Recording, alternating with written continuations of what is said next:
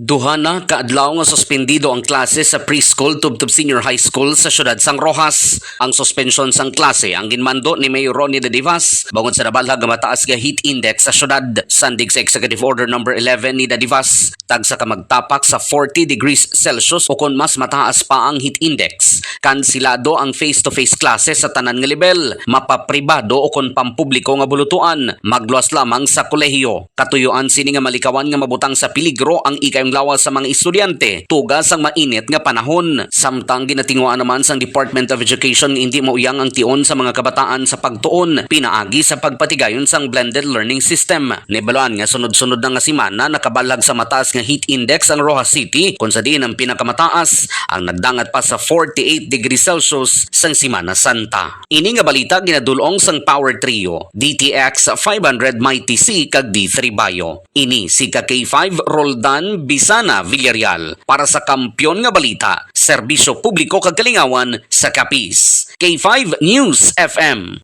Ang ining nga balita ang ginadulong sa inyo sang DTX Coffee Mix. Himo sa natural nga sangkap pareho sang amarkuso, chia seeds, sugared cane extract powder. DTX Coffee Mix. Nakakapi ka na, naka-detox ka pa. DTX Coffee Mix. Mabakal sa mga butika.